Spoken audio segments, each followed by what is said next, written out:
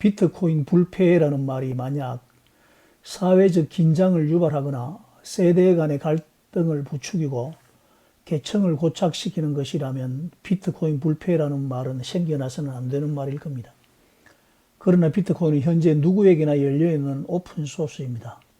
16년 전 비트코인 초기 단계에 우리가 진입을 할 수 있는 기회는 얻지 못했지만 지금은 누구에게나 기회가 공평하게 열려 있습니다. 세대 간의 형평성 문제도 크지 않습니다. 비트코인 불패라는 말 아직 들어본 적이 없는 말인데 저는 그 말이 생각이 납니다. 이 말을 하면 여러분들은 자연스럽게 강남불패라는 말이 생각나실 겁니다. 강남불패. 떨어져도 결국 오르죠. 위기가 와도 결국은 살아남습니다.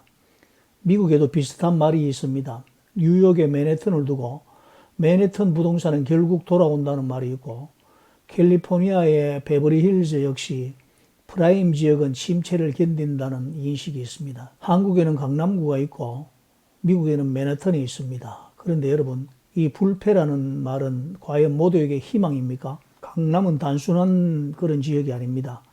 교육과 직장, 그리고 의료, 문화, 네트워크 모든 것이 집중된 공간입니다. 그래서 가격이 오르는 것은 투기 때문만은 아닙니다. 구조적으로 집중의 결과입니다. IMF 외환 위기 때도, 그리고 2008년 금융위기 때도, 2022년 금리 급등기에도 이제는 강남도 끝났다라는 말이 나왔습니다. 하지만 몇 년이 지나면 조용히 다시 전고점을 돌파했습니다. 그래서 사람들은 말합니다. 강남은 결국 돌아온다. 그런데 문제는 가격이 오를수록 들어갈 수 있는 사람은 줄어듭니다. 희소성은 유지되지만 기회는 축소가 됩니다. 강남 불패가 누군가에게는 확신이 되지만 누군가에게는 벽이 된다는 말입니다. 누가 하는가에 따라서 그 말은 위안이 되기도 하지만 자조 섞인 말이 되기도 합니다. 비트코인도 희소합니다. 2100만 개로 제한이 되어 있습니다. 2013년과 2018년에 마이너스 80% 폭락, 그리고 2022년 FTX 파산과 테라루나 사태, 수백 번의 사망 선고가 있었습니다. 그러나 네트워크는 멈추지 않았고, 그래서 어떤 사람들은 말합니다. 비트코인은 결국 살아남을 것이다. 강남 불패와 비트코인 불패라는 말은 어떤 차이점이 있습니까? 강남 불패를 인정하고 그 기회를 얻으려고 하니 진입하는 것이 쉽지 않습니다. 그리고 세대 간의 장벽이 너무 큽니다. 강남은 아파트 한 채를 통째로 사야 합니다. 젊은 세대들이 쉽게 진입할 수가 없다는 말입니다. 그러나 비트코인은 분할이 가능하고 투자도 가능합니다.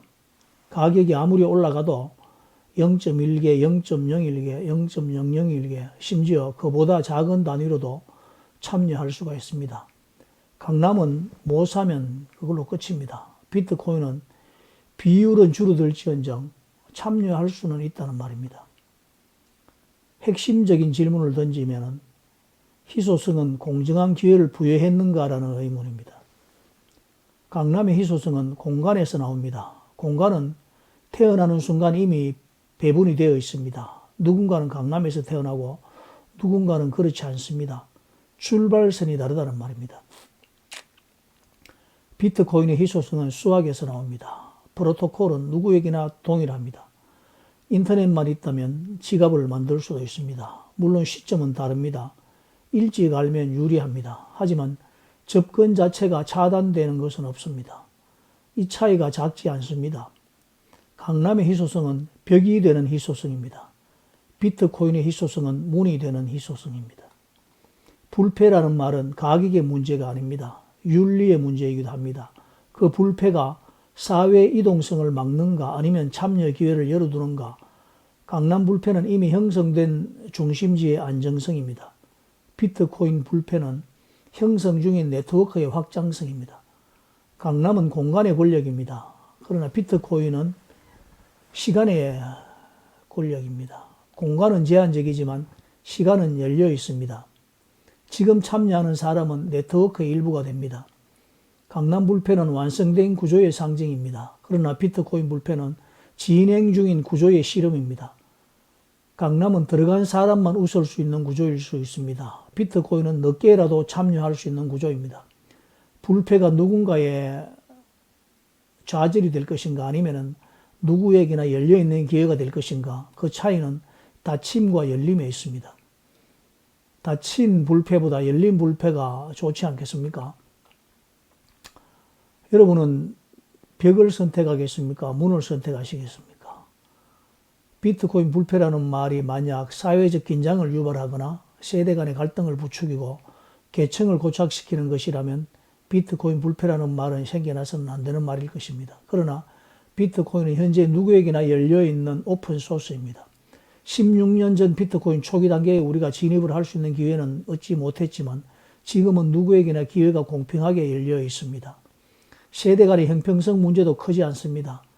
누구나 자신의 수입을 비트코인에 투자할 수 있는 기회가 있습니다. 젊은 사람들은 가지고 있는 자산이 기성세대보다 적을 수 있겠지만 반면에 투자할 수 있는 기회는 더 많다는 말입니다. 더 오랜 시간 비트코인의 성장과 함께 할 수 있기 때문입니다. 비트코인에 대한 더 깊은 이해가 있는가의 문제일 따름입니다. 비트코인은 막을 수 없는 시대의 흐름입니다. 열려있는 기회이고 누구에게나 기회는 공평합니다. 미국에서 진행 중인 디지털 자산 명확화 법안인 클래리티 액트 협상이 교착 상태에 놓여 있는 상황입니다. 지난해 하원에서 통과한 뒤 상원으로 넘어갔는데 상원은행위원회에서 법조문 심사나 표결 일정이 아직 확정이 되지 못했습니다.